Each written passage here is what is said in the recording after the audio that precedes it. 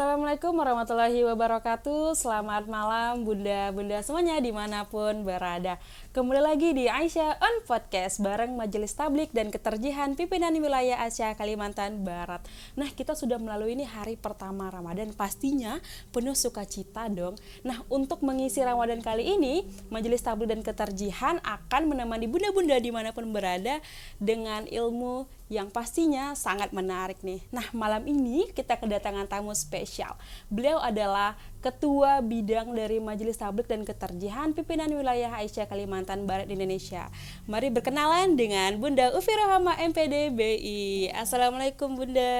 Waalaikumsalam warahmatullahi wabarakatuh. Gimana nih hari pertama puasanya nih? Ya, alhamdulillah lancar ya. Baru habis berbuka kita. Alhamdulillah udah fresh kembali. Ya, alhamdulillah. Nah, Bunda, yang kita tahu nih kan kalau misalnya Ramadan ini bulan yang digadang-gadang penuh dengan keberkahan, bulan yang istimewa. Itu disebutin di hadis maupun di Al-Qur'an nih, Bunda. Nah, maksudnya istimewa itu apa sih, Bunda? Dalam pandangan Bunda sendiri deh. Oke. Baik, bismillahirrahmanirrahim. Assalamualaikum warahmatullahi wabarakatuh. Ya, kalau kita bicara soal Ramadan adalah bulan yang sangat istimewa ya, karena ini memang bulan yang ditunggu-tunggu nih dari 12 bulan, satu bulannya yang sangat istimewa. Kalau kita bicara soal hari, maka hari yang kita tunggu adalah hari Jumat. Tetapi kalau bulan yang umat Islam seluruh dunia itu menanti dengan adanya bulan Ramadan. Nah, kenapa sih Ramadan itu sebagai bulan yang sangat istimewa? Karena dalam Rasulullah SAW bersabda, "Man shoma Ramadhana imanan wa ihtisaban ghufira lahu ma taqaddama min dzambi."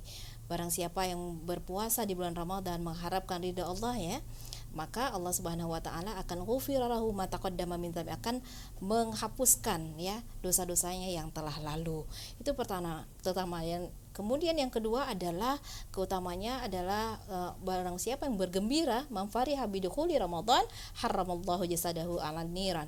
Barang siapa yang bergembira dengan datangnya bulan Ramadan, maka Allah Subhanahu wa taala akan membebaskan dari jasadnya untuk diterjang oleh api neraka. Nah, itu. Nah, kemudian di bulan Ramadan juga Allah Subhanahu wa taala mengirimkan keberkahan, ampunan, pembebasan dari api neraka, dan semua aktivitas kita, ibadah kita akan dilipat gandakan oleh Allah Subhanahu wa taala. Dan yang paling istimewa adalah ada namanya malam Lailatul Qadar, adalah malam yang lebih baik dari 1000 bulan. Nah, Begitu, Masya Kak Allah. Balkis. Nah, ngomong-ngomong soal aktivitas yang pahalanya digandakan nih Bunda, gimana sih menurut Bunda cara memanage waktu nih untuk wanita karir? Kan kita tahu juga Bunda nih bekerja pastinya, dan juga mengurus anak nih di rumah. Iya, Gimana sih cara tetap fokus beribadah di bulan puasa nih, walaupun kita sebagai wanita karir nih? Mungkin boleh dikasih tipsnya Bunda. Oke, baik. Nah, memang sebuah dilema ya untuk perempuan yang kemudian bekerja di luar rumah, sementara yang di bulan yang kita tunggu-tunggu nih, pengin sebenarnya ibadah sama Allah Subhanahu wa taala dari awal sampai akhir begitu ya. Ibadah sholat, ngaji dan lain sebagainya. Tapi perlu kita ketahui ya Kak Balkis, bahwa untuk beribadah kepada Allah Subhanahu wa taala itu tidak hanya untuk ibadah-ibadah yang mahdhah, tidak hanya untuk sholat ya, kemudian hal-hal lainnya yang langsung kepada Allah, tetapi aktivitas kita di dunia kalau kita niatkan karena Allah ya, maka itu akan semua Allah Subhanahu wa taala akan lipat gandakan ya, lipat gandakan sebagai bernilai ibadah kepadanya. Jadi jangan kita pikir ibadah untuk urusan dunia ya, duniawi misalnya adalah semata-mata untuk urusan dunia.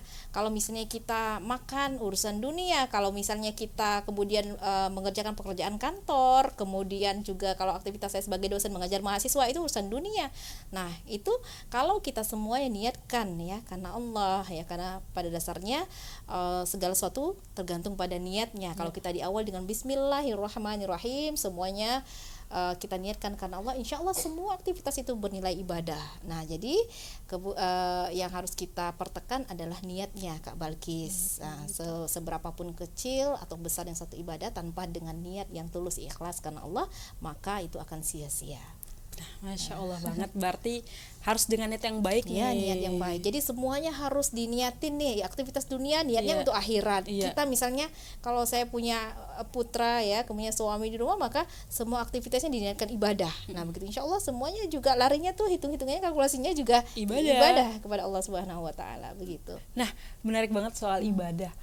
kita kan tahu nih wanita 1 bulan pasti ada dong bolongnya ya kan. Jelas ya. Nah jelas, apalagi bulan Ramadan tuh kayak sayang banget kalau kita sampai bolong nih Bunda. Nah ada nggak sih kayak apa sih yang harus dilakukan untuk wanita haid? Ibadahnya tuh apa gitu? Oh iya. Ya baik Kak Balkis. Nah memang perempuan diciptakan oleh Allah Subhanahu Wa Taala itu berbeda dari laki-laki ya. Maka disebut bahwa perempuan itu istimewa karena banyak hal yang dialami oleh perempuan yang kemudian laki-laki tidak alami. Seperti tadi misalnya haid, kemudian nifas ya, melahirkan, menyusui itu tidak dialami oleh laki-laki. Allah Subhanahu Wa Taala mentakdirkan untuk kemudian perempuan mengalami hal-hal tersebut karena memang perempuan yang pantas dan istimewa. Nah bagaimana halnya jika pas kedatangan tamu ya haid itu pada saat bulan puasa, bulan suci Ramadan. Nah itu udah qadarullahnya. Nah pasti kita jangan merasa bahwa aku nggak bisa melakukan ibadah, otomatis sudah tidur saja. Nah itu adalah satu yang tidak dianjurkan ya. Jadi kita bermalas-malasan.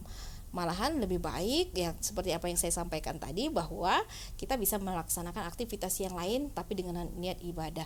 Karena pada dasarnya kita misalnya berbuka ya, suami kita membuka, anak-anak kita, kemudian kita mempersiapkan itu, tidak akan pernah Allah itu mengurangi dengan pahala sedikit pun. Jadi kalau misalnya kita aktivitas di dapur ya masak ataupun paling tidak menyiapkan ya hidangan untuk keluarga di rumah, maka itu akan sama pahalanya tanpa berkurang sedikit pun ya, karena kita sudah menghidangkan hidangan yang terbaik ya untuk orang-orang yang kita cintai.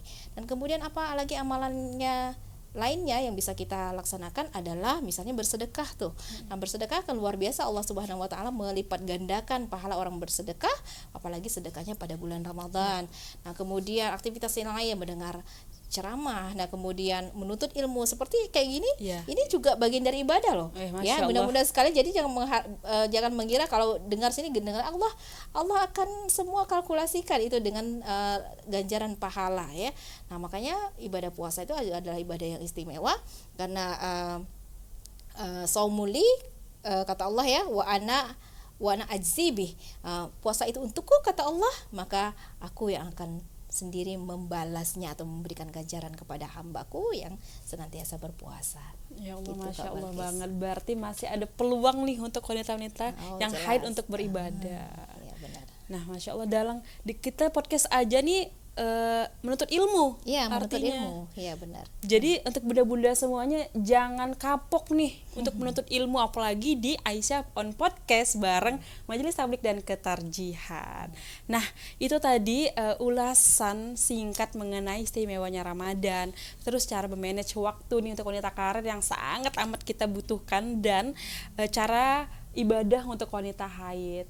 Nah, mungkin setelah ini masih kita akan ada podcast lagi nih Bunda mengenai itu kan. Nah makanya untuk bunda-bunda semuanya pantengin terus nih Aisyah on Podcast Majelis Tablik dan Ketarjihan, karena kita bakal sharing-sharing lebih banyak lagi mengenai hal-hal yang harus dilakukan di bulan Ramadan apa aja. Penasaran? Makanya jangan lupa nonton podcast ini. Nah mungkin itu sekian dari kita malam ini. Saya Balkis pamit undur diri. Nasri minallah wa fatun qorib. Assalamualaikum warahmatullahi wabarakatuh.